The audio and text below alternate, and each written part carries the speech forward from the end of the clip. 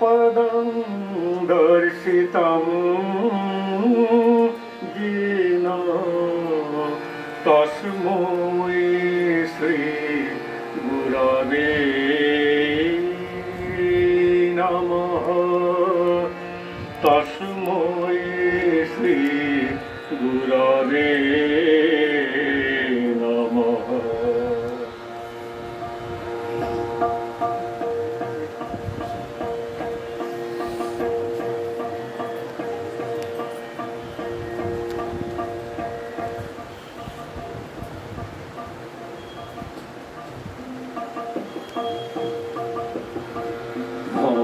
सागर तारण कारण रवि नंदन बंधन खंडन हे भव सागर तारण कारण हे रवि नंदन बंधन खंडन हे शरणागत किंकर भीत मने शरणागत किंकर भीत मने गुरुदेव दया कर दीन जने गुरुदेव दया कर दीन जने गुरुदेव दया कर दीन जने प्रीति कंदर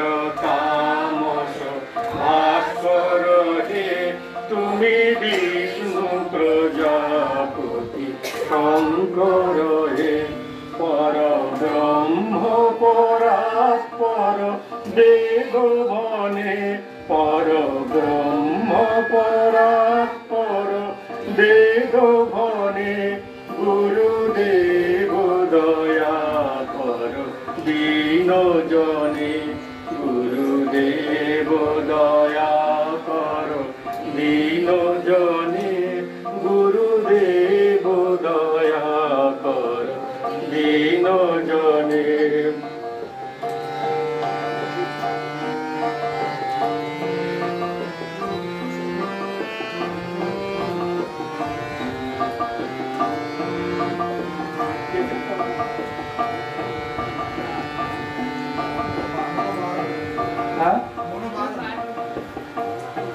मनोबारण शासन अंकुश हे नरत्राण करे हरि चाक्षुष हे गुणगान परायण देवगणे गुणगान परायण देवगणे गुरुदेव दया कर दीन जने गुरुदेव दया कर दीन जने गुरुदेव दया कर दीन जने कुल कुंडलिनी भूम भंजक हृदि ग्रंथि विदारण कारक हे मम मानस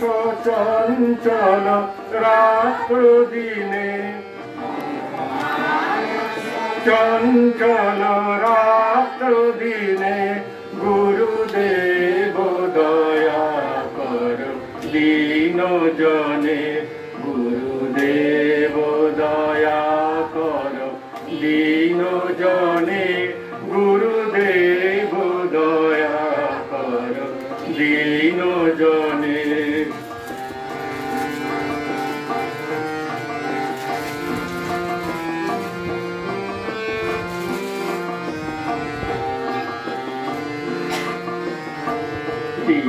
सूदन मंगल नायक हे सुख शांति बराबर दायक हे त्रयताप हरे तब नाम गुणे त्रयताप हरे तब नाम गुणे गुरुदेव दया कर दीन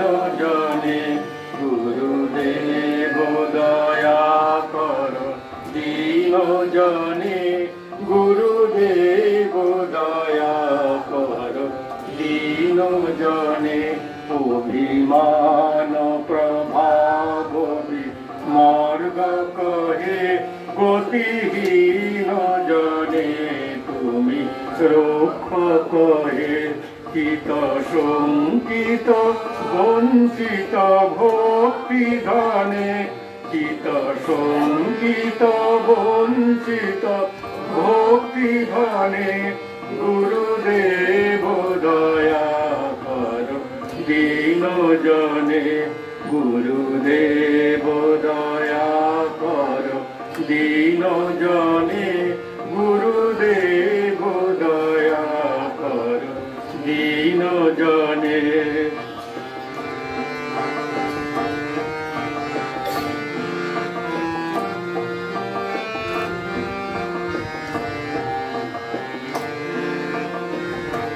তব নাম সদা শুভ সাধক হে পতিতা ধাম মানব পাবক হে মহিমা তব গোচর শুদ্ধ মনে মহিমা তব গোচর শুদ্ধ মনে গুরুদেব দয়া কর দীন জনে গুরুদেব দয়া কর দীন জনে গুরুদেব দয়া কর দীন জনে জয় সদ্গুরু ঈশ্বর প্রাপক হে ভবরোগ বিকার বিনাশক হে মন যেন রহে তব শ্রীচরণে মন যেন রহে তব শ্রীচরণে গুরুদেব দয়া কর দীন জনে গুরুদেব দয়া কর দীন জনে গুরুদেব দয়া কর দীন জনে। জানাই উপস্থিত সকল ভক্তবৃন্দের জন্য আমার নমস্কার। আমি আজ অষ্টাদশ অধ্যায়ের গীতা থেকে ৬৬ নম্বর শ্লোকটি পড়ছি। সর্বধর্মান পরিত্যাজ মামেকম শরণম ব্রজ অহং তাং সর্বপাপেভ্য মোক্ষয়াস্মি মা শুচো। সর্বপ্রকার ধর্ম পরিত্যাগ করে কেবল আমার শরণাগত হও, আমি তোমাকে সমস্ত পাপ থেকে মুক্ত করব। তুমি শোক করো না। ভগবান এখানে বলছেন, নানা রকম জ্ঞানের বর্ণনা করে দিয়েছেন, নানা রকম ধর্মের বর্ণনা করেছেন, ব্রহ্ম জ্ঞানের বর্ণনা করেছেন, পরমাত্মা জ্ঞানের বর্ণনা করেছেন, সমাজ জীবনের ভিন্ন ভিন্ন বর্ণ এবং আশ্রমের বর্ণনা করেছেন, সন্ন্যাস আশ্রমের জ্ঞান, বৈরাগ্যের জ্ঞান, মন ও ইন্দ্রিয় দমন, ধ্যান আদি সব কিছুরই বর্ণনা করেছেন ভগবান। তিনি বিবিধ উপায়ে নানা রকম ধর্মের বর্ণনা করেছেন।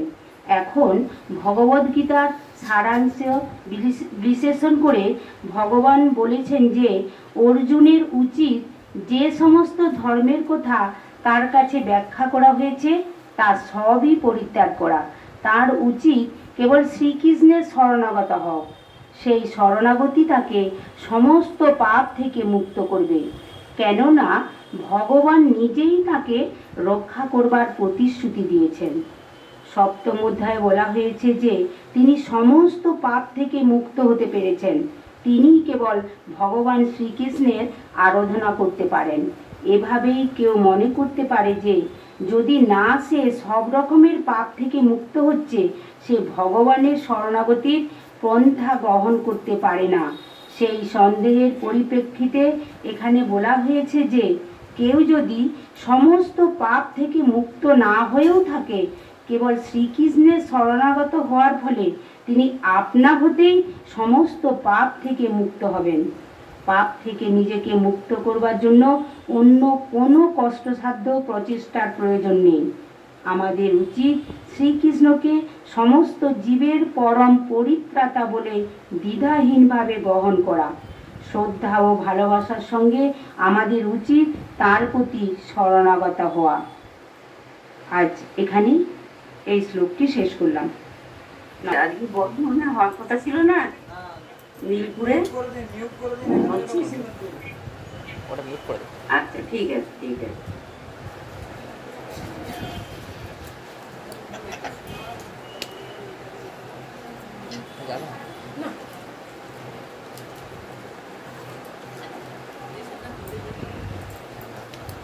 বসুদেব সুতং দেবং কংসচাণূরমর্দনম দেবকী পরমানন্দং কৃষ্ণং বন্দে জগদ্গুরুম। আমরা দ্বিতীয় অধ্যায়ের 47, 48, 49 এই তিনটি শ্লোক অর্থ সহ বোঝার চেষ্টা করব। তারপর 41 থেকে এই আজকের 49 পর্যন্ত আমরা ছন্দ সহ পড়বার চেষ্টা করব।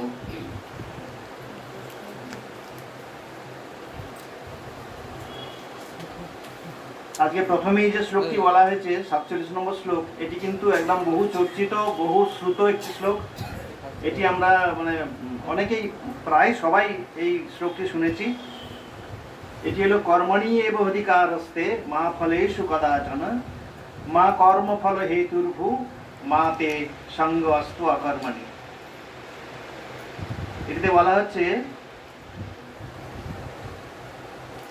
তে অধিকার তোমার অধিকার, কর্মণি এব কর্মতেই শুধু তোমার অধিকার, কদাচন ফলেষু মা কখনো ফলেতে নয়।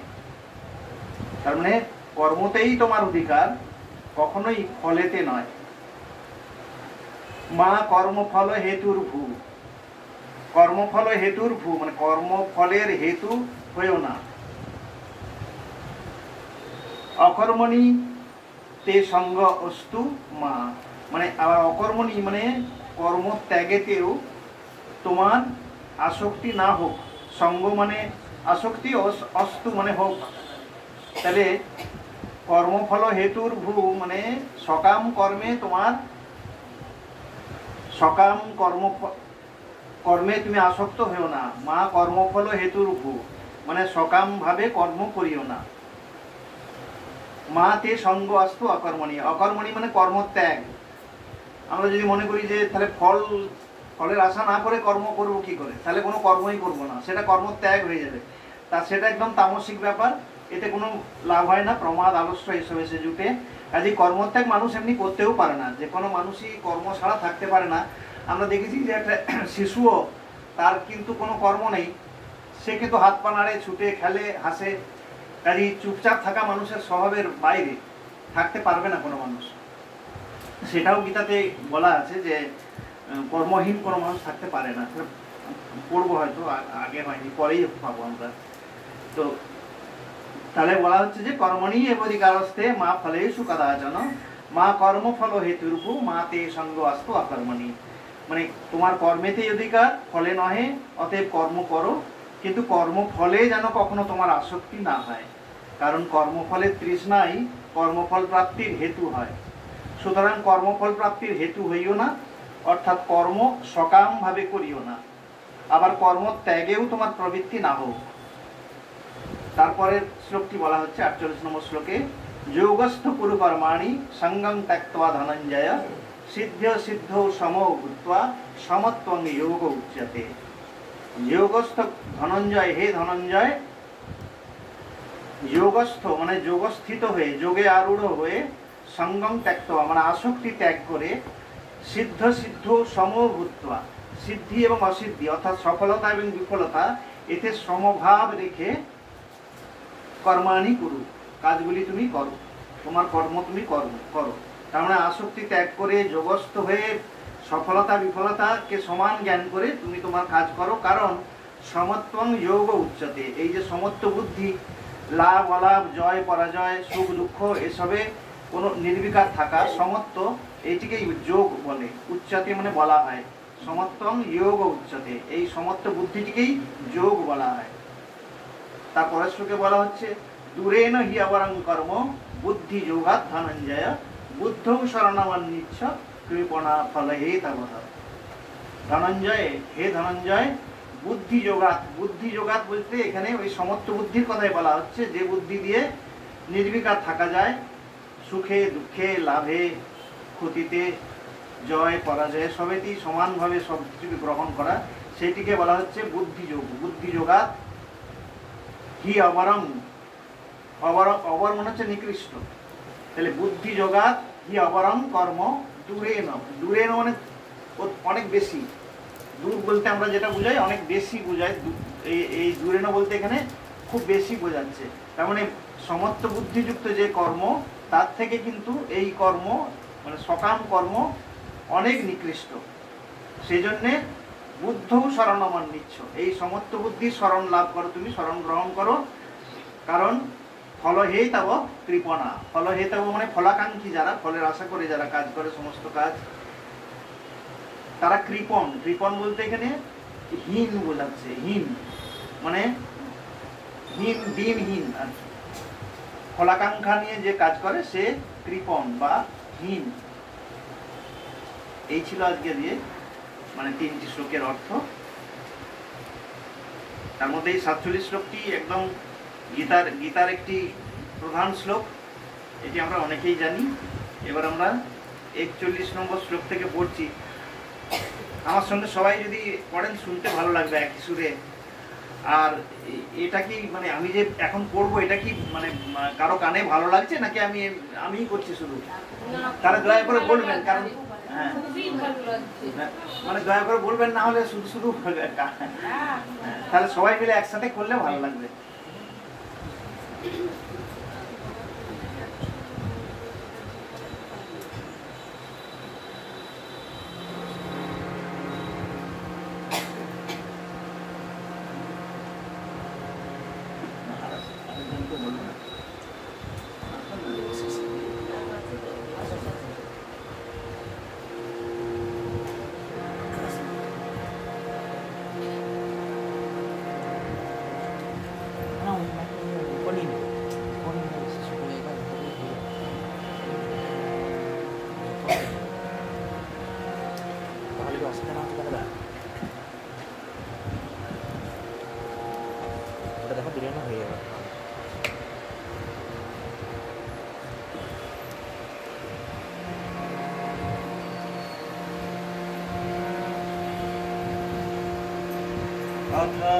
द्वितीयोऽध्यायः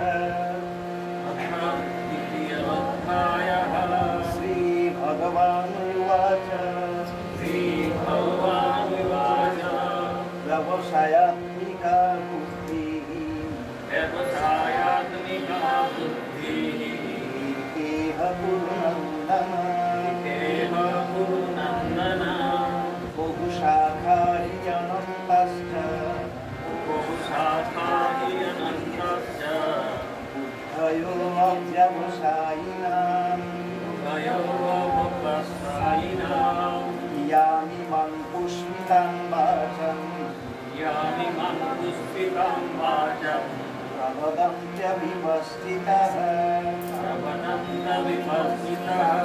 वेदवादरतः पार्थ यदस्ति विवादिनः कामात्मानः स्वर्गपरा जन्म कर्म फलप्रदाम् क्रियाविशेषबहुलाम् वैश्वर्यगतिं प्रति भोगैश्वर्यप्रसक्तानां दया परितचेतसां व्यवसायात्मिका बुद्धिः समाधो न विधीयते त्रैगुण्यविषया वेदा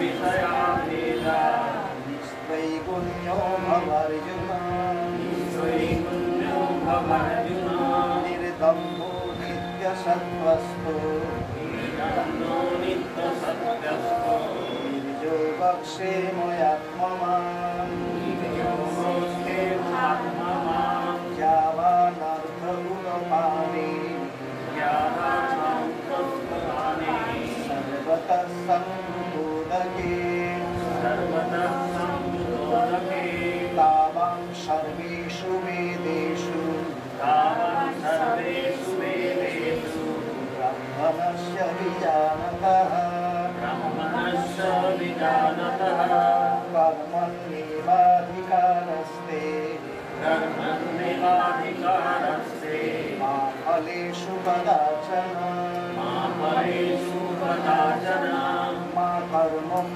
कर्मफलहेतुर्भूः मा कर्मफलहेतुः मा ते सङ्गोऽस्मय कर्मणि मा ते सङ्गोऽस्मकर्मणि योगस्थं कुरु कर्माणि योगस्थः कुरु कर्माणि सङ्गं त्यक्त्वा धनञ्जय सङ्गं त्यक्त्वा धनञ्जय सिद्धसिद्धो समो भूत्वा सिद्धसिद्धो समो भूत्वा समत्वं योगयुज्यते समन्तं योगमुच्यते दूरेण हि अवरं कर्म दूरेण हि अपरं कर्म द्वियोगात् धनञ्जय वियोगात् धनञ्जय बुद्धो शरणमन्विष्व बुद्धौ शरणमन्विष्य कृपणः फलहेतवः निपुणः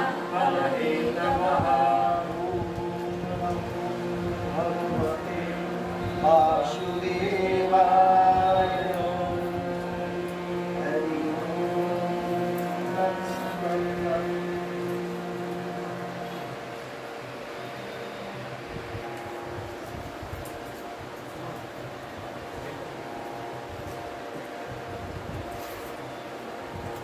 মাগো তোর মতো মায়া তো নিঠুর আর তো দেখি না কবু আর তো দেখি না মাগো তোর মতো মায়া তো নিঠুর আর তো দেখি না কবু আর তো দেখি না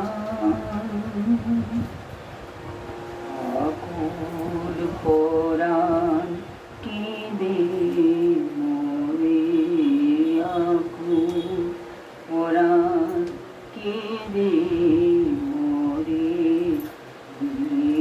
না তো কোনো ঠাই কবু আর তো দেখি না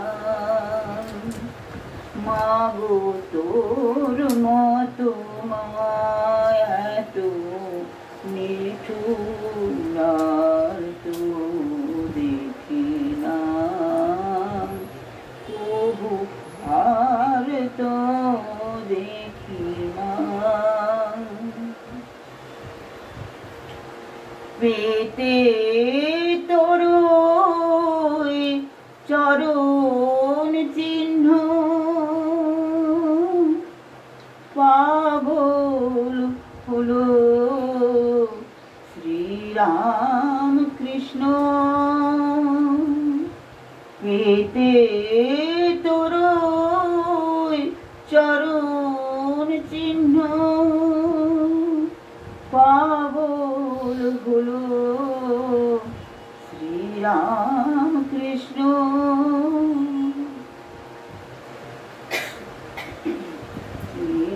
ছাড়া তোর ওই দেখি মা জগৎ ছাড়া তোর ওই লীলা আমি কি তার দিশা পাই প্রভু আর তো দেখি না।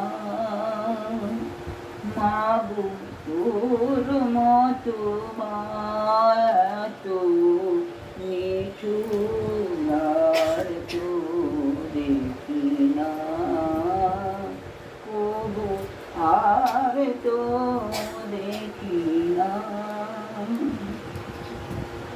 কালো মেয়ে বলে ও মা, কালো মেয়ে বলে ও মা, মনটা কি তোর এতই কালো? চোখ মেলে তুই চাইলি না মা, চোখ মেলে তুই চাইলি না মা, দেখলি না কারো ভালো। যে তোরে মা সদাই ডাকে,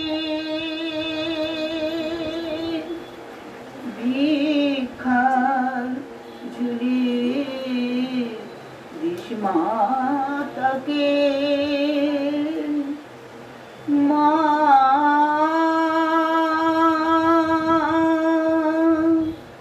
মা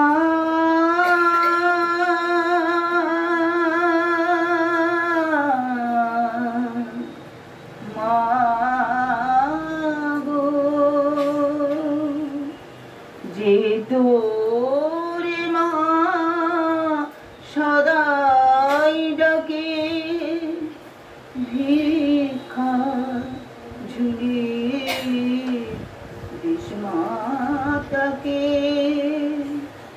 কোন গুণে তুই গুণময়ী মা, কোন গুণে তুই গুণময়ী, আমারে আজ বল মাতাই কবু আর তো দেখি না। মাগো তোর মতো মায়া তো নিঠুর আর তো দেখি না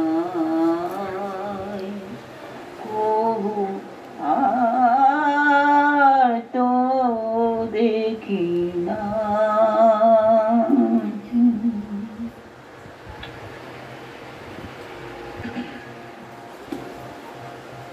নমস্কার। ভাষার এই সাপ্তাহিক পাঠচক্রের আমরা যে কঠোপনিষদ পাঠ, সেই কঠোপনিষদ পাঠের আমরা দ্বিতীয় অধ্যায় প্রথম বল্লী পাঠ শেষ করেছি। আজকে আমরা দ্বিতীয় অধ্যায়ের দ্বিতীয় বল্লী শুরু করব। প্রথমেই শান্তি মন্ত্র পাঠ দিয়ে শুরু করব।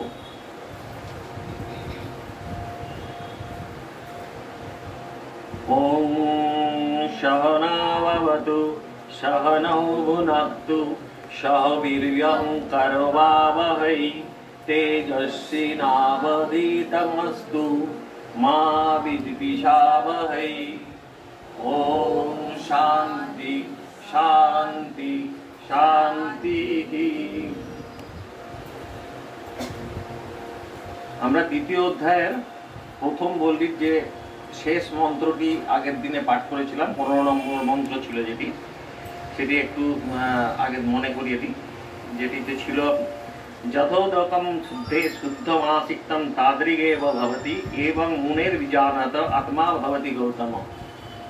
এই মন্ত্রটিতে বলা ছিল উদোদম, এটি সুন্দর। এই কয়েকটি মন্ত্রের মধ্যে পরমেশ্বর ভগবানের যে স্বরূপ, তার সেই বর্ণনা, তিনি কিরূপ, কেমন, তাকে কি পাওয়ার জন্য কি করতে হবে, বা জীবাত্মা এবং পরমাত্মার সাথে যে পার্থক্য কি, এবং সেটি বুঝবো কেমন করে, যে পরমাত্মা বা জীবাত্মা যে আমাদের দেহের মধ্যে অবস্থান করছেন, তাকে আমরা বুঝবো কেমন করে, সেইগুলি এখানে বিশদভাবে প্রতিটি মন্ত্রে বর্ণনা করা হয়েছে এবং বিভিন্ন উপমার মাধ্যমে এই শেষের যে মন্ত্রটি 15 নম্বর মন্ত্রটিতেও একটি উপমা দেওয়া হয়েছে, যেখানে বলা হয়েছে যথোদকাং শুদ্ধে শুদ্ধম আসিক্তম তাদৃগেব ভবতি এবং মুনের বিজানাতা আত্মা ভবতি গৌতমা। যেটি বলছেন যে উদক মানে জল, শুদ্ধ উদক, শুদ্ধ উদক মানে নির্মল জল। যদি নির্মল জলে বিশুদ্ধ বৃষ্টির জল যেটি মেঘ দ্বারা বর্ষিত হয়, সেই বৃষ্টির জল যদি কোনো শুদ্ধ বিশুদ্ধ জলের মধ্যে পড়ে, তাহলে সেই জলটিও কিন্তু বিশুদ্ধই হয়ে যায়। এবং তা যদি বিভিন্ন জায়গায় বিভিন্ন ধারাতে ছড়িয়েও পড়ে, তাহলেও তা কিন্তু অশুদ্ধ হয় না। সেই রকমই এখানে বলছেন হে গৌতম বংশীয় নচিকেতাকে, গৌতম বংশের পুত্র নচিকেতা, তাকে সম্বোধন করে বলছেন যে সেইটিকে, যে সেই যে পরব্রহ্ম পুরুষোত্তমই সব কিছু, এইটি যিনি জেনে নিতে পারেন, যে সাধক তার সাধনার দ্বারা উপাসনার দ্বারা, এবং এই ব্রহ্ম যে একই, সর্বত্র পুরুষোত্তম যে সমস্ত কিছু এবং একই রকম, এইটি যিনি জেনে নিতে পারেন, যে এই যে জলের সাথে তুলনা যেটি হলো যে সব জলই এক, মানে মূল জলটা তো একই, তার থেকে বিভিন্ন ধারায় বয়ে আসছে হতে পারে, কিন্তু তার মানে তো এই নয় যে সেই জল আলাদা, সেই একই জল বিভিন্নভাবে বয়ে আসছে।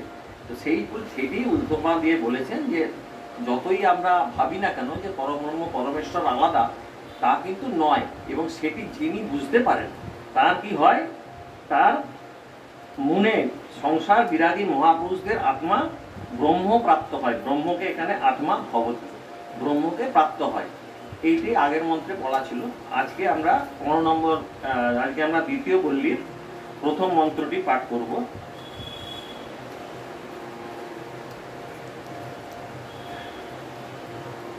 এখানে বলা হয়েছে, এটি একটি অত্যন্ত সুন্দর মন্ত্র, মানে এত সুন্দর একটি উপমা দেওয়া হয়েছে এই মন্ত্রটিতে, যে সেই উপমাটি যদি আমরা ঠিক মতো বুঝতে পারি না, যদি আমাদের মাথায় এটা ঢোকে, তাহলে কিন্তু এই উপনিষদের যে ব্রহ্ম সম্বন্ধীয় যে জ্ঞান, সেটি অনেকটাই পরিষ্কার হয়ে যাবে। তো খুবই সুন্দর একটি মন্ত্র আমি পড়ছি, যেটি চেষ্টা করছি আপনাদেরকে একটু ব্যাখ্যা দেওয়ার। পুরম একাদশদ্বারম আজস অবক্রচেতসঃ অনুষ্ঠায় না সচোতি বিমুক্তশ্চ বিমুচ্যতে এতদ্বৈ তত। এখানে এতদ্বৈ তত এই কথাগুলি কিন্তু আগের মন্ত্রগুলিতেও বারবার ফিরে ফিরে এসেছে। মানে নচিকেতা যে প্রশ্ন করেছিলেন যমরাজকে, তিনি জানতে চেয়েছিলেন যে ব্রহ্ম কি, ব্রহ্মস্বরূপ কি, তাকে কিভাবে পাওয়া যাবে, এবং আত্মা মানে মৃত্যুর পরেও আত্মা কি হয়, থাকে কিনা, এই সমস্ত প্রশ্ন করেছিলেন। সেই প্রশ্নেরই উত্তর দিতে গিয়ে এত কিছু মন্ত্র তিনি বলেছেন, এতভাবে বোঝানোর চেষ্টা করেছেন। তো সেই মন্ত্রটিতে সেইভাবে বলেছেন যে আত্মা কেমন, সেই মন্ত্রটির মাধ্যমে, সেই কথাগুলির মাধ্যমে এই যে এতদ্বৈ তত, এই রূপ, এইটি সেই রূপ, তুমি যা জানতে চেয়েছিলে এটি সেই কথাটি বারবার ফিরে ফিরে এসেছে, এতদ্বৈ তত। এরপরেও আরো কয়েকটিতে আছে এতদ্বৈ তত কথাটি। তো যাই হোক, এটা হচ্ছে পুরম একাদশদ্বারম অজস অপ্রচেতসঃ অনুষ্ঠায় না শৌচতি বিমুক্তশ্চ বিমুচ্যতে এতদ্বৈ তত। সুন্দর একটি কথা আছে এখানে, বলছেন পুরম। পুরম মানে হচ্ছে পুরো, পুরো মানে নগর। যে কোনো জায়গাকে বলা হয় পুরম, যেমন বিষ্ণুপুর, বিষ্ণুর অবস্থানের জায়গা বিষ্ণুপুর, এরকম পুরম মানে হচ্ছে কোনো নগরীকে বলা হয়। সেই নগরী কোনটি, বলছেন একাদশদ্বারম অজস্র অবক্রচেতস। এখানে বলছেন অবক্রচেতস কথাটা মনে হচ্ছে সেই পরমেশ্বর, পরব্রহ্ম পরমেশ্বরের কথা এখানে বলা হচ্ছে। তিনি কেমন, তিনি সরল, বিশুদ্ধ জ্ঞান স্বরূপ, এবং অজস্র, জন্মরহিত। অজস্র মানে অজ মানে যার কোনো মৃত্যু নেই, যার কোনো জন্ম হয় না, তিনি জন্মরহিত, অজ। সেই অজস্র জন্মরহিত পরমেশ্বরের কথাই বলছেন। তিনি কেমন, অবক্র চেতস, তার যে জ্যোতি, চৈতন্য স্বরূপ জ্যোতি, চেতস মানে হচ্ছে চৈতন্য স্বরূপ, অবক্র চেতস, তার যে চৈতন্য স্বরূপ জ্যোতি, সেটি সরল, সেটি কখনোই বক্র হয় না। সেই জন্যই বলছেন অবক্র। তার চেতনা স্বরূপ জ্যোতিটি কখনো বক্র হয় না, কোনোভাবে কুটিল হয় না, জটিল হয় না, সরল, একদম সরল। সেইটাই বলছেন অবক্র অজস্র জন্মরহিত। এবং তারপরে বলছেন যে একাদশ দ্বারম পুরম, মানব দেহে দেহটিকে একটি পুরো বলা হচ্ছে, মানে একটি শহর বা একটি নগর বলা হচ্ছে। তাতে কি আছে? 11টি দ্বার আছে, বহির্মুখী দ্বার 11টি আছে। সেই 11টি দ্বার কি কি আমি বলছি পরে। এবং সেগুলিকে, সেই 11টি দ্বারের মধ্যে কি বলছেন যে পুরম অস্থি, এগুলি থাকা অবস্থাতে সেই 11টি দ্বার যে আছে সেটা আমরা জানি। এবং পরব্রহ্ম পরমেশ্বর সেই দ্বারে, সেই পুরমে অবস্থান করছেন। আমাদের জীবাত্মা, যেটি আমরা জীবাত্মা বলে থাকি, সেই 11 দ্বারের সাথে এটিকে সুন্দরভাবে তুলনা করা হয়েছে। সেইখানে জীবাত্মা অবস্থান করছেন সেই পুরমে। কিভাবে অবস্থান করছেন? অধিপতি, যে কোনো পুরো, যে কোনো নগরীতে একজন হয় রাজা থাকেন, আগেকার দিনে যা কনসেপ্ট ছিল, তিনি রাজা থাকেন, অথবা কোনো অধিপতি, কোনো একজন অধিকারী থাকেন যিনি সর্বে সর্বা সেই নগরী বা সেই পুরো। এখানে সেই জীবাত্মা সেই রূপ অবস্থান করছেন সর্বাধিপতি বা রাজা হিসাবে। আমাদের দেহে, প্রতিটি মানুষের, প্রতিটি জীবের দেহে 11 পুরম যে দেহ আছে তার মধ্যে তিনি অবস্থান করছেন। এবং তারপরে বলছেন অনুষ্ঠায় ন শৌচতি বিমুক্তশ্চ বিমুচ্যতে। অনুষ্ঠায় ন শৌচতি মানে তারা এইটি যারা বুঝতে পারেন এবং এই রূপ অবস্থাতেই, এই 11 দ্বারের মধ্যে থাকা অবস্থাতেই যারা ধ্যান সাধনা ইত্যাদি, পরমেশ্বরের ধ্যান সাধনা ইত্যাদি অনুষ্ঠায়, মানে অনুষ্ঠান মানে পরমেশ্বরের সাধনা বা ধ্যান ইত্যাদি করে থাকেন, তখন তার কি হয়? ন শৌচতি, মানুষ কখনো শোক করে না। তখন তিনি শোকের ঊর্ধ্বে উঠে যান, কোনো দুঃখ শোক তাকে স্পর্শ করতে পারে না, তিনি সবকিছুর ঊর্ধ্বে উঠে যান। এবং বিমুক্ত, জীবন মুক্ত হয়ে সংসারে থাকা অবস্থাতেই তিনি বিশেষভাবে মুক্ত হয়ে যান। কিসের থেকে মুক্ত হয়ে যান? এই যে অহংকার, মোহ, আসক্তি, এর থেকে সম্পূর্ণরূপে মুক্ত হয়ে যান, বিমুক্ত, বিশেষভাবে মুক্ত হয়ে যান। অথচ তিনি সংসারেই আছেন, একজন গৃহী হিসাবেই আছেন। তারপরে কি হয়? বিমুচ্যতে, বিদেহ হয়, তার দেহ বিদেহ হয়, মানে মৃত্যুর পরে তিনি দেহহীন হয়ে যান, আর তিনি আর দেহ তার থাকে না, তিনি বিমুক্ত হয়ে যান। বিমুচ্যতে, দেহ হয়ে, তার দেহ থাকলেও তিনি আর দেহরূপ ধারণ করতে পারেন না, পরবর্তী দিয়েতে দেহরূপ ধারণ করতে পারেন না, দেহ মুক্ত হয়ে যান। এ তাৎবই তত, তিনি বলছেন যে এই যে তুমি যে জানতে চেয়েছিলে এই পরমাত্মার কথা, পরব্রহ্মের কথা, ইনি সেই যার সম্বন্ধে তুমি জিজ্ঞাসা করেছো। এর ব্যাখ্যাটা আমি বলছি। এই মন্ত্রে জীবের দেহকে একটি পুরো রূপে বর্ণনা করা হয়েছে। বাহিরে যাতায়াতের জন্য প্রত্যেক পুরে যেমন কতকগুলি দ্বার থাকে, সেই রূপ দেহপুরেরও 11টি দ্বার আছে। সেই দ্বারগুলি কি কি? 2টি চোখ, 2টি কান, 2টি নাকের ছিদ্র, 1টি মুখ, ব্রহ্মরন্ধ্র, নাভি, গুহ্যদ্বার এবং লিঙ্গ। এগুলো হচ্ছে মানুষের বহির্মুখী 11টি দ্বার। সেই রূপ দেহপুরেরও 11টি দ্বার আছে। এই সকল দ্বার পথেই বহির্জগতের সহিত দেহপুরের আদান প্রদান চলে। ইন্দ্রিয়গণ সেই সকল দ্বারের রক্ষক। আমরা ওর দ্বারাই প্রভাবিত হয়ে, ওই দ্বারের মধ্যে আমরা ইন্দ্রিয়গুলি দ্বারা প্রভাবিত হয়ে চলেছি। এবং কিভাবে করছি বলুন? প্রত্যেক পুরের যেমন একজন স্বামী বা অধিপতি থাকে, সেই প্রকার দেহপুরেরও একজন স্বামী আছেন। তিনি কে? জীবের আত্মাই এই দেহপুরের স্বামী, যিনি জীবাত্মা রূপে অবস্থান করছেন আমাদের এই 11 এই আত্মাই দেহের প্রভু। ইনি বিদ্যমান আছেন বলিয়াই দেহের সমস্ত কার্য চলিতেছে। জীবের জ্ঞান ও প্রাণ শক্তির সমস্ত ক্রিয়ায় মূলে এই আত্মা। এই আত্মা স্বরূপত ব্রহ্মই, কাজে ইহা অজ, জন্মরহিত, অজস্র বলেছেন অজ। ইহা চৈতন্য জ্যোতি, কখনো বক্র বা ম্লান হয় না, অবক্র চেতসা, এবং সর্বদা একই রূপ থাকে। কিন্তু অজ্ঞানবশত দেহে আত্মাভিমান করিয়া জীব আপনাকে ক্ষুদ্র ও বদ্ধ মনে করে এবং অসংখ্য কামনা বাসনা দ্বারা চালিত হইয়া আসক্তিবশত বিবিধ কর্ম সম্পাদন পূর্বক তাহার ফলস্বরূপ এ সংসারে দুঃখ ভোগ করে। এই জীবই যখন আবার চৈতন্য স্বরূপ পরমাত্মা পরমেশ্বরের ধ্যান, এই যে বলা হয়েছে অনুষ্ঠায়, ধ্যান উপাসনা ইত্যাদি যখন করেন, অহং জ্ঞান লোপ করিয়া আত্মজ্ঞান, আত্ম অহংকার ত্যাগ করে আসক্তি ত্যাগ করে এই দেহ দ্বারা পরমেশ্বরের ইচ্ছা সম্পাদন করে, তাহারই ইচ্ছার অনুবর্তী হইয়া সংসার যাত্রা নির্বাহ করে তখন সে সমস্ত শোক দুঃখের অতীত হয়ে যায়। কারণ সর্বদুঃখ ভয় হারি পরমেশ্বরের শরণাপন্ন হইলে আর দুঃখ বা ভয় কোথা হইতে আসিবে।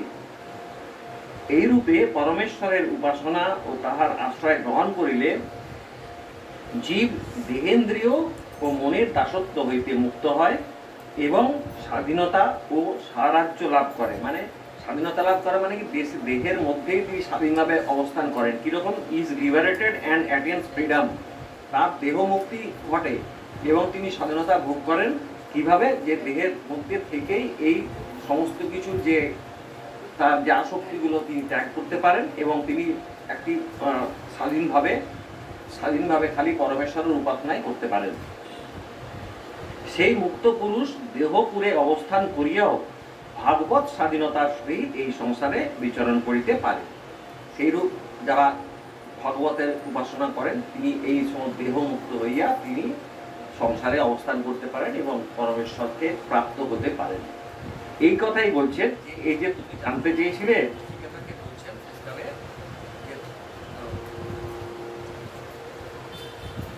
এই কথাই বলেছেন এখানে, যে যে সম্বন্ধে এই যে সর্বব্যাপী পরমেশ্বর ইনি সেই ব্রহ্ম যার কথা তুমি জিজ্ঞাসা করেছ, এতৎ বৈ তত।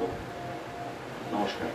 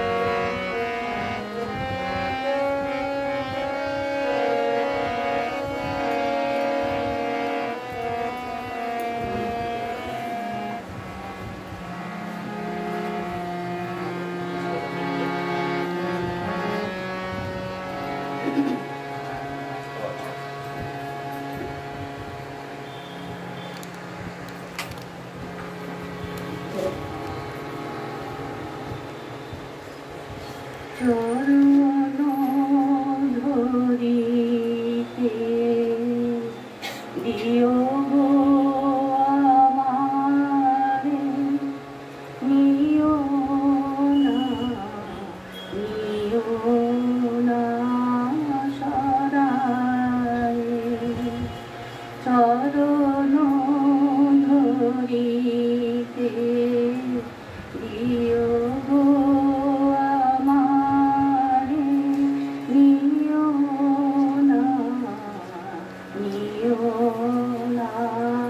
সরায়ে। জীবন মরণ সুখ দুঃখ দিয়ে বুকে ধরিব জড়ায়ে। চরণ ধরিতে দিও গো আমারে।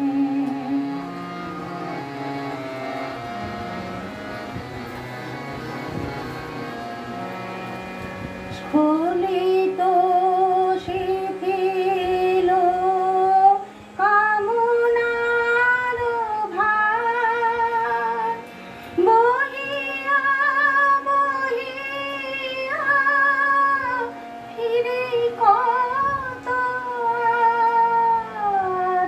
স্খলিত শিথিল কামনার ভার, বহিয়া বহিয়া ফিরে কত আর। নিজ হাতে তুমি গেঁথে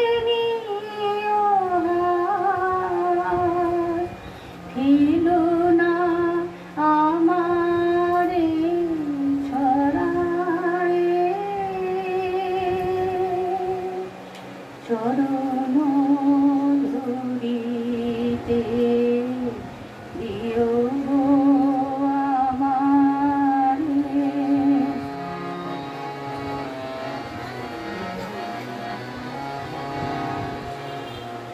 চির পিপাসিত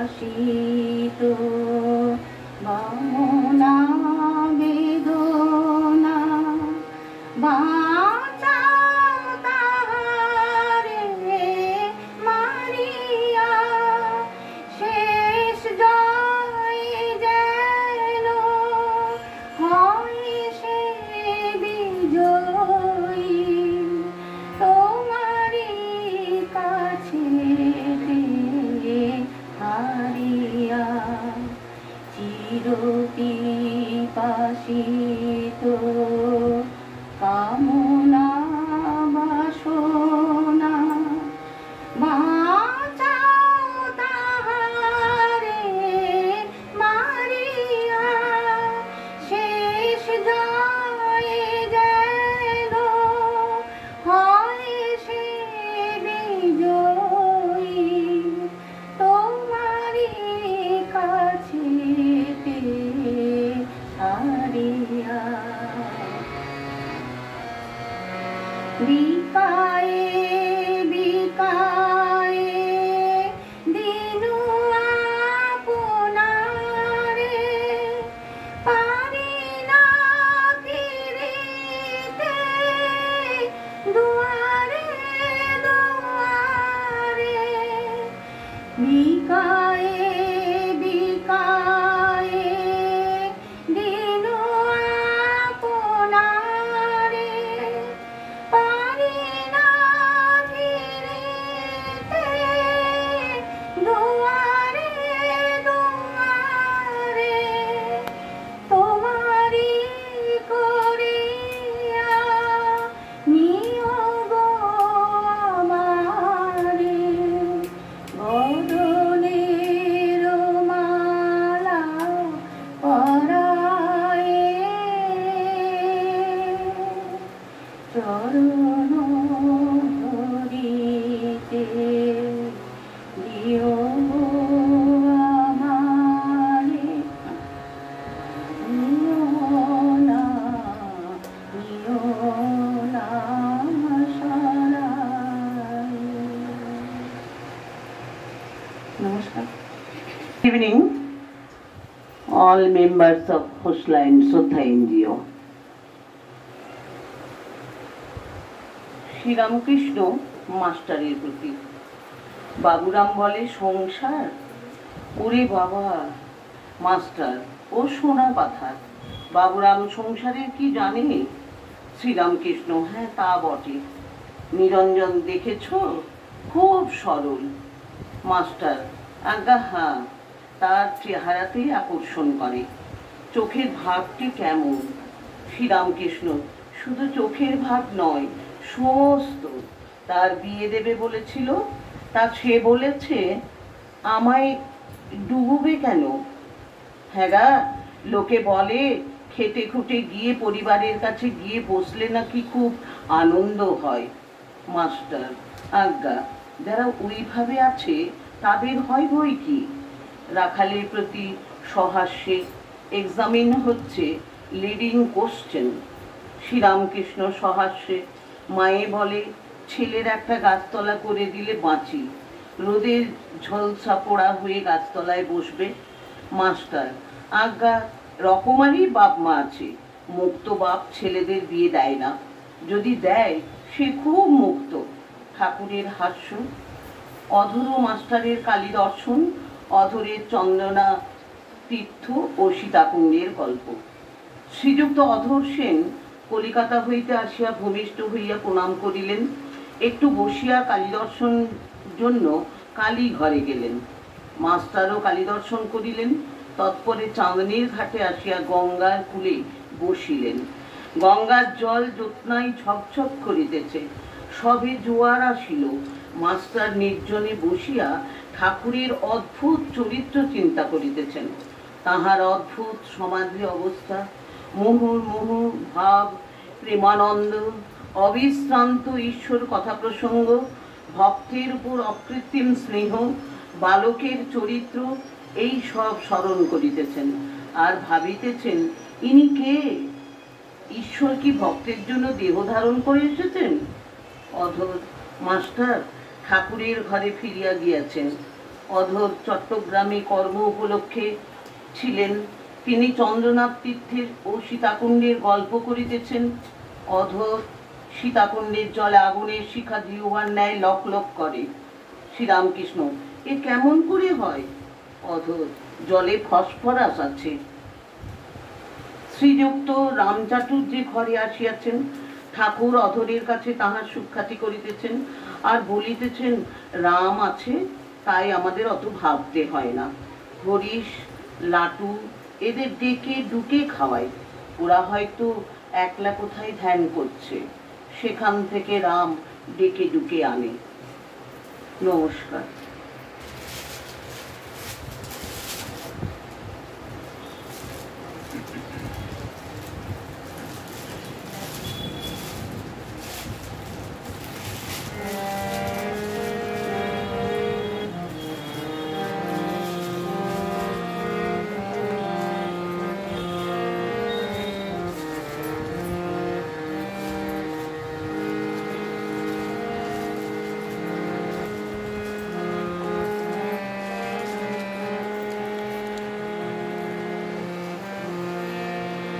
চরণ শরণ নিতে চাই প্রভু, চরণ শরণ নিতে চাই, চরণ শরণ নিতে চাই প্রভু, চরণ শরণ নিতে চাই।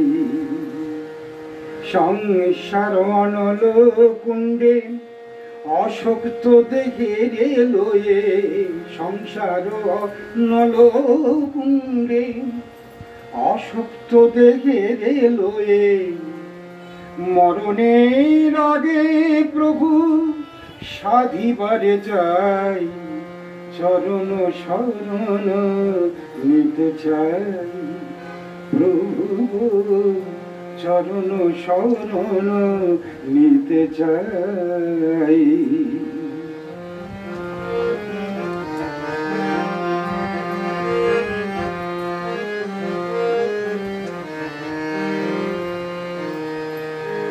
বৃথা বহি জীবনের নাহি কিছু অবশেষে, বৃথা বহি জীবনের নাহি কিছু অবশেষে, দুঃখ গ্লানি বোঝা টানি ও চরণ চাই, চরণ শরণ নিতে চাই, চাইব চরণ শরণ নিতে চাই।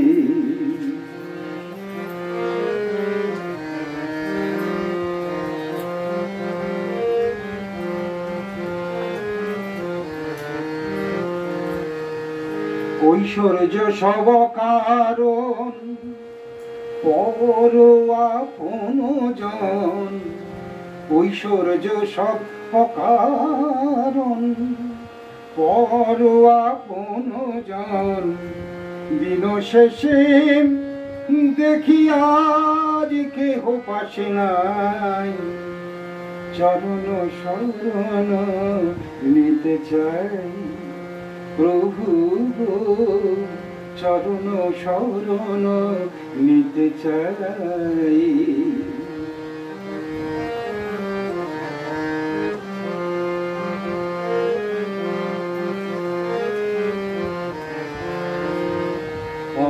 বেলায় বেলা বসে আমি বালু বেলা, ও বেলা এই বেলা বসে আমি বালু বেলা, ছবি আঁকি মুছে যায় ছবি আঁকি মুছে যায় দুঃখ তরঙ্গে, যে গুণ নির্গুণ তার পিছে গেল দিন, যে গুণ নির্গুণ তার পিছে গেল দিন। অসহায়ে দিয়ে কোল আর দাও ঠাই, অসহায়ে দিয়ে কোল দার ঠাই নাই। চরণ শরণ নিতে চাই, চাই গো চরণ শরণ নিতে চাই। সংসার অনল কুণ্ডে অশক্তদের ঘিরে লয়ে, সংসার অনল কুণ্ডে অশক্তদের ঘিরে লয়ে। মরণের পরে আমি সাধিবারে যাই, চরণ শরণ নিতে চাই। প্রভু গো চরণ শরণ নিতে চাই, চরণ শরণ নিতে চাই। প্রভু গো চরণ শরণ নিতে চাই। জয় ঠাকুর।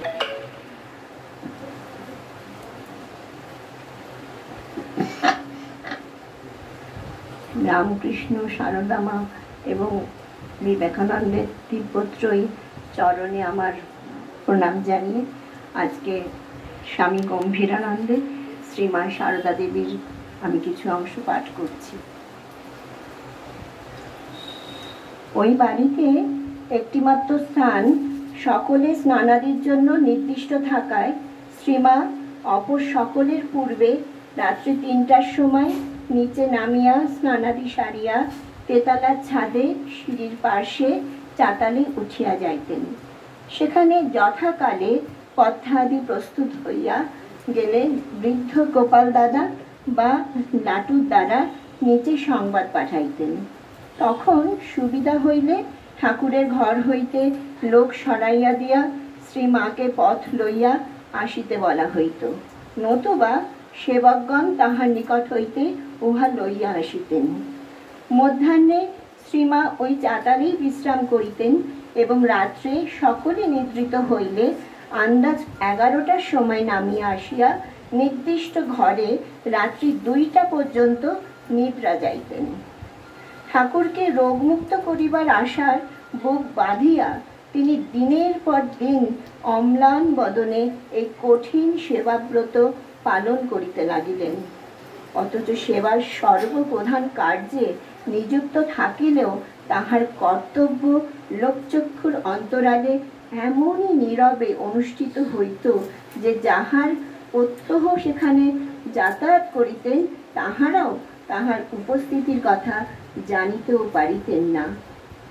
শ্যামপুকুরে 2.5 মাস অবস্থান এবং সুচিকিৎসা সত্ত্বেও ঠাকুরের রোগ না কমিয়া যাবৎ বাড়িয়েই যাইতেছে দেখিয়া ডাক্তার স্থির করিলেন যে নগরের বাহিরে মুক্ত বায়ুপূর্ণ কোনো উদ্যান বাটিতে তাহাকে লইয়া যাওয়া আবশ্যক। তদনুসারে ভক্তগণ কাশীপুরে বড় রাস্তার উপরে গোপালচন্দ্র ঘোষের বাটি শ্রী শ্রী মাতা ঠাকুরানী ও সেবক ভক্তদের সহিত ঠাকুর সেখানে পদার্পণ করিলেন। উদ্যানের উত্তর সীমার প্রায় মধ্যভাগে প্রাচীর সংলগ্ন পাশাপাশি 3-4খানি ছোট কুঠরি রন্ধন এবং ভাঁড়ারের জন্য নির্দিষ্ট ছিল। ওই ঘরগুলির সম্মুখে উদ্যান পথের অপর পার্শ্বে একখানি দ্বিতল বসতবাটি, উহার নিচে 4খানি এবং উপরে 2খানি ঘর ছিল। নিম্নের ঘরগুলির ভিতর মধ্যভাগের ঘরগুলি প্রশস্ত হলের ন্যায় ছিল।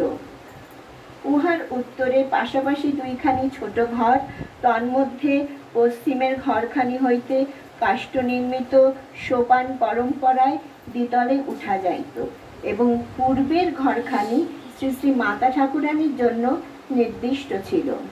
পূর্ব পশ্চিমে বিস্তৃত পূর্বোক্ত প্রশস্ত হলঘর ও ও তাহার দক্ষিণের ঘরখানি, যাহার পূর্ব দিকে একটি ক্ষুদ্র বারান্দা ছিল, সেবক ও ভক্তগণের শয়ন উপবেশনাদির নিমিত্ত ব্যবহৃত হইত। নিম্নের হলঘরখানির উপরে দ্বিতলে সমপরিসর একখানি ঘর, উহাতেই ঠাকুর থাকিতেন। উহার দক্ষিণে প্রাচীর বেষ্টিত স্বল্প পরিসর ছাদ, উহাতে ঠাকুর কখনো কখনো পদচারণ ও উপবেশন করিতেন। উত্তরে সিঁড়ির ঘরের উপরের ছাদ এবং শ্রী শ্রী মাতা ঠাকুরানীর জন্য নির্দিষ্ট ঘরখানির উপরে অবস্থিত সম পরিসর একখানি ক্ষুদ্র ঘর, উহা ঠাকুরের স্নানাদির এবং দুই একজন সেবকের রাত্রিবাসের জন্য ব্যবহৃত হইত। এই বাটিতে শ্রীমা পূর্বেরই ন্যায় সেবা করিতে পারিবেন, অথচ ততটা সংকুচিত থাকিতে হইবে না, এই ভাবিয়া তাহার যে অপরিসীম আনন্দ হইয়াছিল তাহা বলাই বাহুল্য। যুবক ভক্তগণও এখানে পূর্বেরই ন্যায় সেবাব্রতে নিরত রইলেন এবং তাহাদের দৃষ্টান্তে ও আকর্ষণে আরও ত্যাগীদের তথায় সমাবেশ হইল। এইরূপে শ্রীরামকৃষ্ণের কণ্ঠরোগকে অবলম্বন করিয়া ভাবী রামকৃষ্ণ সংঘ গঠিত হইতে লাগিল এবং তাহার কেন্দ্রস্থলে অধিষ্ঠাত্রী রূপে প্রতিষ্ঠিতা রহিলেন শ্রী শ্রী মাতা ঠাকুরানী। জয় মা। নমস্কার। নমস্কার, সকলকে শ্রদ্ধা জানিয়ে আমি যে গানটি করছি, স্বামী বিবেকানন্দ গানটি ঠাকুর রামকৃষ্ণদেবকে শুনিয়েছিলেন, জুড়াইতে চাই কোথায় জুড়ায়। গানটি লিখেছেন গিরিশচন্দ্র ঘোষ।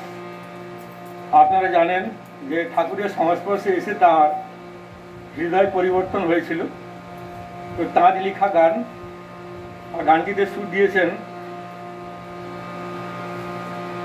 শ্রীমৎ স্বামী সর্বানন্দ মহারাজ।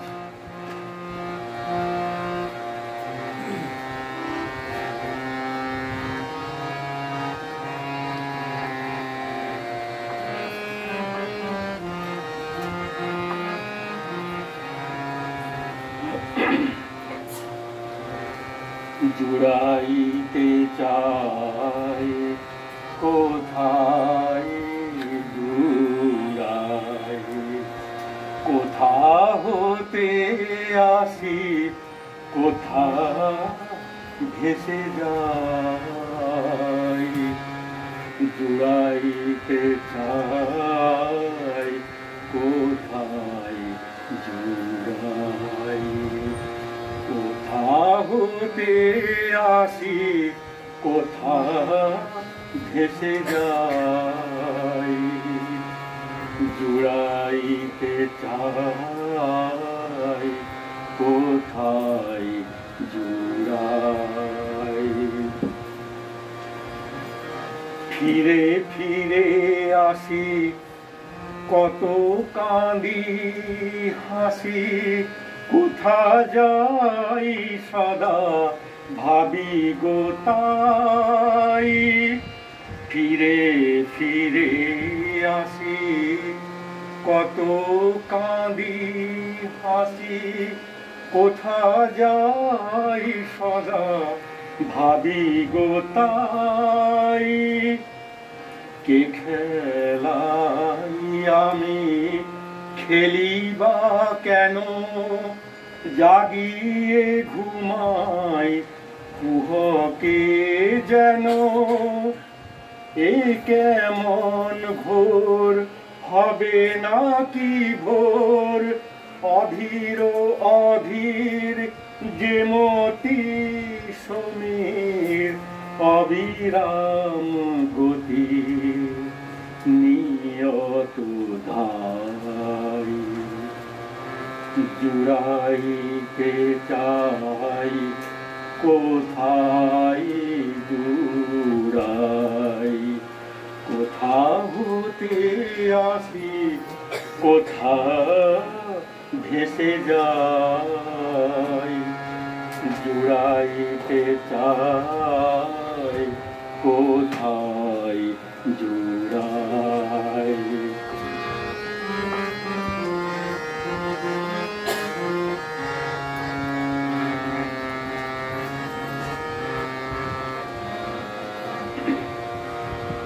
আমি জানি না কেবা এসেছি কোথায়, কেন বা এসেছি, কেবা নিয়ে যাই। আমি জানি না কেবা এসেছি কোথায়, কেন বা এসেছি, কেবা নিয়ে যাই। যাই ভেসে ভেসে কত দেশে দেশে, চারিদিকে গোল উঠে নানা রোল। কত আসে যাই, কাঁদে হাসে গাই, এই আছে আর তখনই নাই। জুড়াইতে চাই কোথায় জুড়াই, কোথা হতে আসি, কোথা ভেসে যাই। জুড়াইতে চাই কোথায় জুড়াই।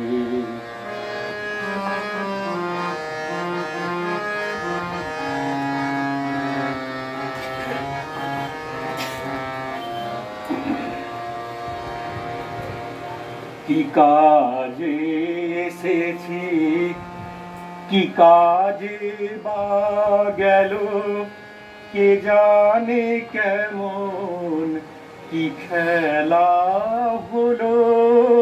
কি কাজে এসেছি, কি কাজে বা গেল, কে জানে কেমন কি খেলা হলো। প্রবাহের বাড়ি রহিতে কি পারি, যাই যাই কোথা কুল কি নাই। করহে চেতন যে আছো চেতন, কতদিনে আর ভাঙিবে স্বপন। যে আছো চেতন ঘুমায় না আর, দারুণে ঘোর নিবিড় আধার। যে আছো চেতন ঘুমায় না আর, দারুণে ঘোর নিবিড় আধার।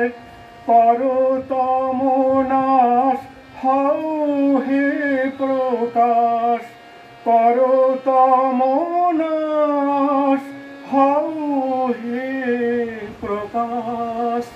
তোমা বিনা আর নাহি কো উপায়, তব পদে তাই শরণ চাই।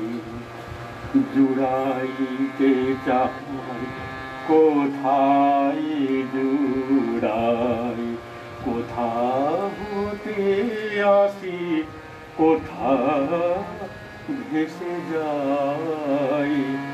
জুড়াইতে চাই কোথায় জুড়াই। কিছুটা অংশ পাঠ করছি। 1899 খ্রিস্টাব্দের 20 জুন স্বামীজি দ্বিতীয়বারের জন্য পাশ্চাত্য যাত্রা করলেন এবং 2 সপ্তাহ ইংল্যান্ডে থেকে আগস্ট মাসে আমেরিকা পৌঁছলেন। আমেরিকায় এবার প্রায় 1 বছর ছিলেন এবং 90টিরও বেশি বক্তৃতা দিয়েছিলেন।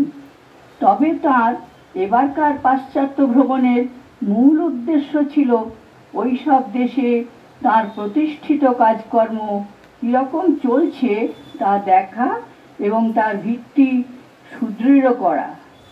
প্যারিস, ভিয়েনা, কনস্টান্টিনোপল, এথেন্স ও মিশর হয়ে স্বামীজি 1900 সালের 9ই ডিসেম্বর বেলুড় মঠে পৌঁছলেন। দেশে ফিরেই 27শে ডিসেম্বর স্বামীজি মায়াবতী রওনা হন। সেখান থেকে ফেরেন 1901-এর 24শে জানুয়ারি। 6ই ফেব্রুয়ারি মঠের ট্রাস্ট ডিড রেজিস্ট্রি হয়। 10ই ফেব্রুয়ারি মঠের ট্রাস্টিদের অনুমোদনক্রমে স্বামী ব্রহ্মানন্দ রামকৃষ্ণ মঠ ও মিশনের মঠ অধ্যক্ষ এবং স্বামী শারদানন্দ সম্পাদক হন। এইভাবে নিজেকে সংঘের সমস্ত কার্য পরিচালনার দায়িত্ব থেকে সরিয়ে নিয়ে শেষ 2 বছর স্বামীজি মহাসমাধির জন্য প্রস্তুত হতে থাকেন। গুরু ভাই কিংবা শিষ্যরা কোনো পরামর্শ চাইলেও দিতে চাইতেন না। তাদের নিজেদের বুদ্ধিমতো কাজ করতে বলতেন, যাতে তাঁর অবর্তমানে তারা সংঘের পরিচালনা ব্যাপারে নিজেরাই সিদ্ধান্ত নিতে পারেন। স্বামীজি মরদেহ ত্যাগ করেন 1902 খ্রিস্টাব্দের 4 জুলাই। সন্ধ্যাবেলা বেলুর মঠে নিজের ঘরে ধ্যান করছিলেন। রাত 9:10 সেই ধ্যানই মহাসমাধিতে পরিণত হয়। তার বয়স হয়েছিল 39 বছর 5 মাস 24 দিন। কিন্তু স্থূল দেহের নাশ হলেও যে শক্তি বিবেকানন্দ রূপে আত্মপ্রকাশ করেছিল, সূক্ষ্মভাবে তা কাজ করে চলেছে এখনো। পৃথিবীর মানুষের কাছে স্বামীজি নিজেই দিয়ে গেছেন সেই প্রতিশ্রুতি। এমনও হতে পারে যে এই শরীরটাকে পুরনো কাপড়ের মতো ছুঁড়ে ফেলে দিয়ে এর বাইরে চলে যাওয়াই আমি শ্রেয় মনে করব, কিন্তু কখনো আমি কাজ থেকে বিরত হব না। সর্বত্র আমি মানুষকে অনুপ্রেরণা দিয়ে যাব, যতদিন না প্রতিটি মানুষ বুঝতে শেখে যে সে ভগবান। ভারতবর্ষের নবজাগরণের প্রতিটি ক্ষেত্রকে স্বামীজি বিরাটভাবে প্রভাবিত করেছেন। সমগ্র পৃথিবীর জন্য রেখে গেছেন অমূল্য পথ নির্দেশ। অনেক মনীষী তাকে আধুনিক ভারতের স্রষ্টা বলে মনে করেন। এ প্রসঙ্গে চক্রবর্তী রাজা গোপালাচারীর উক্তি স্মরণীয়। আমাদের আধুনিক ইতিহাসের দিকে তাকালে যে কেউ স্পষ্ট দেখতে পাবেন স্বামী বিবেকানন্দের কাছে আমরা কত ঋণী।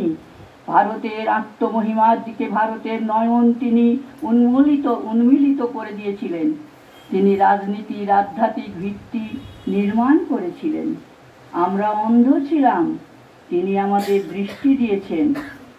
তিনি ভারতীয় স্বাধীনতার জনক, আমাদের রাজনৈতিক, সাংস্কৃতিক ও আধ্যাত্মিক স্বাধীনতার তিনি পিতা। নমস্কার। শিব শঙ্কর শিব শঙ্কর রূপ মহেশ্বর সাই, শিব শঙ্কর শঙ্কর শঙ্কর সাই, শিব শঙ্কর শঙ্কর শঙ্কর সাই।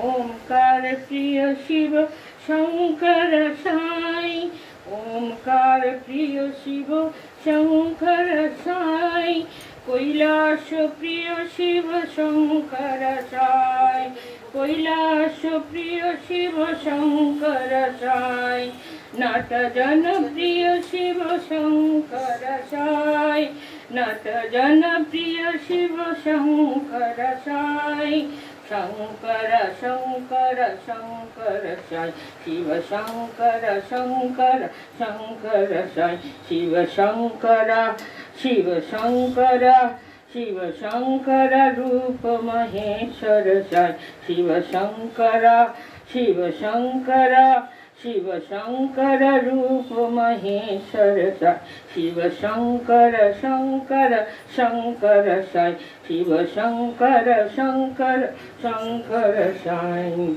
ओंकार प्रिय शिव शंकर साई, कैलाश प्रिय शिव शंकर साई, ओंकार प्रिय शिव शंकर साई, कैलाश प्रिय शिव शंकर साई, नट जन प्रिय शिव शंकर साई, नट जन प्रिय शिव शंकर साई, शंकर शंकर शंकर साई, शिव शंकर शंकर शंकर साई, शिव शंकर शंकर शंकर साई, शिव शंकर शिव शंकर रूप महेश्वर साई।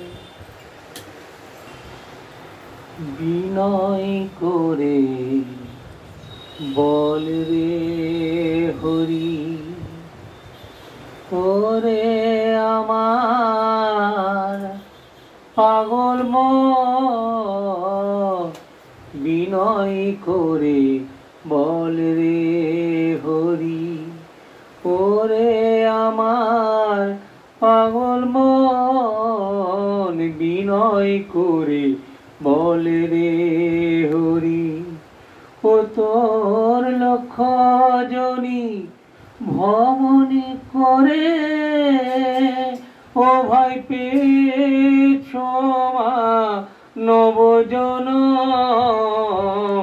বিনয় করে বল রে হরি, ওরে আমার পাগল মন, বিনয় করি বল রে হরি।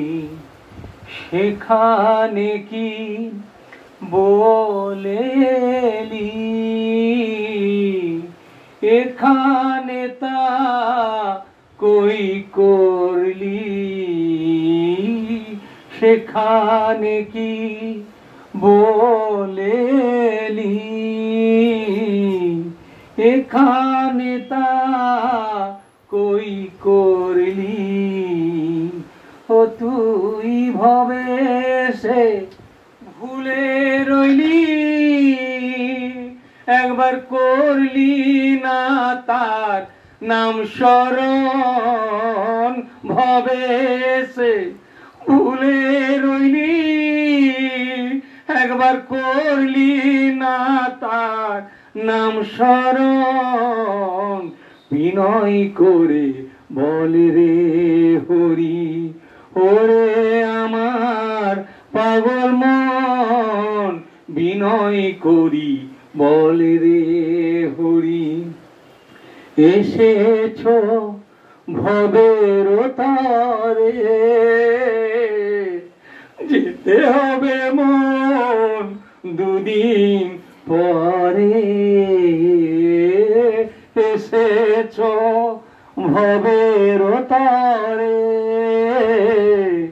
যেতে হবে মন দুদিন পরে। ও তোর আসা যাওয়া সফল হবে যদি করো এই নাম সংকীর্তন, আসা যাওয়া সফল হবে যদি করো এই নাম সংকীর্তন, বিনয় করি বল রে হরি, ওরে আমার পাগল মন, বিনয় করি বল রে হরি।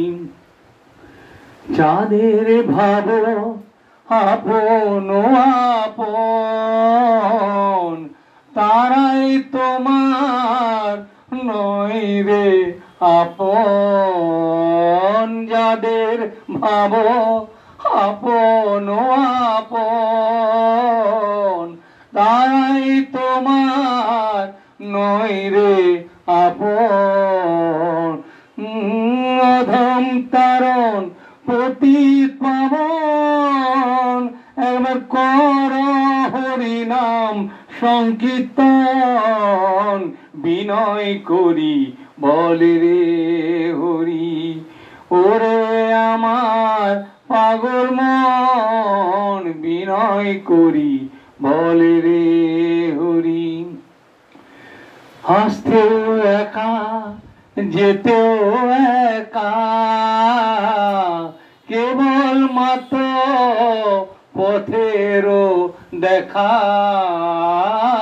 আসতেও একা যেতেও একা,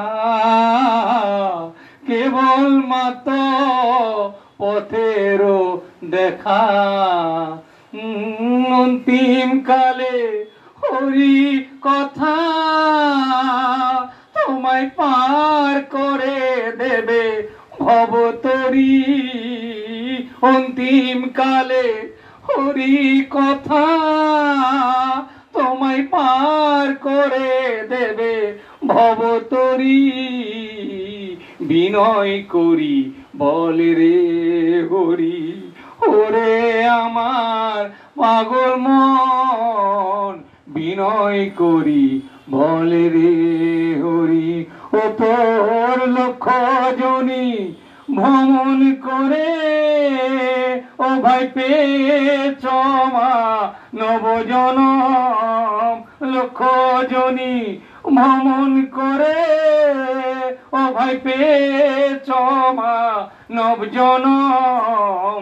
বিনয় করি বলে রে হরি, ওরে আমার পাগল মন, বিনয় করি বলে রে হরি। নমস্কার।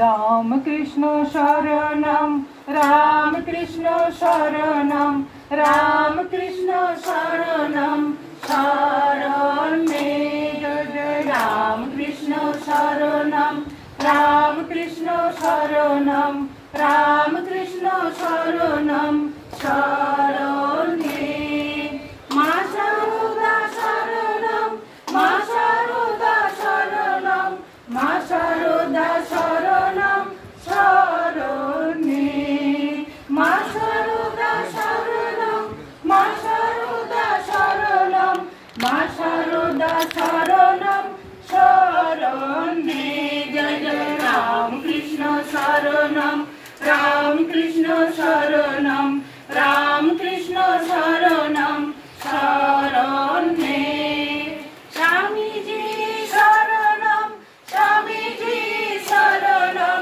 स्वामी जी शरणम शरणे स्वामी जी शरणम स्वामी जी शरणम स्वामी जी शरणम शरणे जय जय राम कृष्ण शरणम राम कृष्ण शरणम राम कृष्ण शरणम शरणे कृपा हि केवलम कृपा हि केवलम कृपा हि केवलम शरणे कृपा हि केवलम कृपा हि केवलम कृपा हि केवलम शरणे जय जय राम कृष्ण शरणम राम कृष्ण शरणम राम कृष्ण शरणम शरणे शरणागतोऽहं शरणागतोऽहं शरणागतोऽहं शरणे शरणागतोऽहं शरणागतोऽहं शरणागतोऽहं शरणे जय जय राम कृष्ण शरणम राम कृष्ण शरणम राम कृष्ण शरणम शरणे नमो श्री गुरवे नमो श्री गुरवे नमो श्री गुरवे नमो नमो नमो श्री गुरवे नमो श्री गुरवे नमो श्री गुरवे नमो नमो जय जय राम कृष्ण शरणम राम कृष्ण शरणम राम कृष्ण शरणम शरणे राम कृष्ण जय जय राम कृष्ण जय जय राम कृष्ण जय जय राम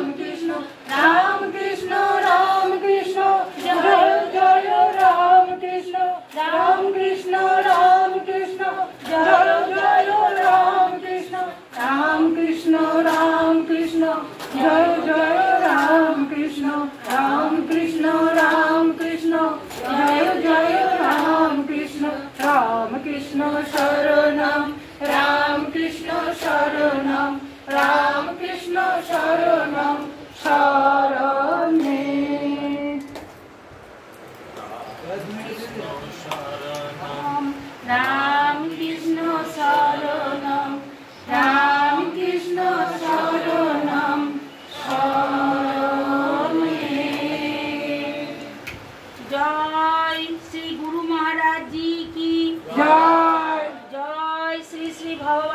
রামকৃষ্ণ দেব কি জয় জয় মহামাই কি জয় জয় স্বামীজি মহারাজ জি কি জয় জয় শ্রী মদন মোহন জিউ কি জয় জয় মা মৃন্ময়ী সর্বমঙ্গলা ছিন্নমস্তা মাই কি জয় জয় বানেশ্বর শিব জি কি জয় জয় গঙ্গা মাই কি জয় জয় শ্রী ভগবান কি জয়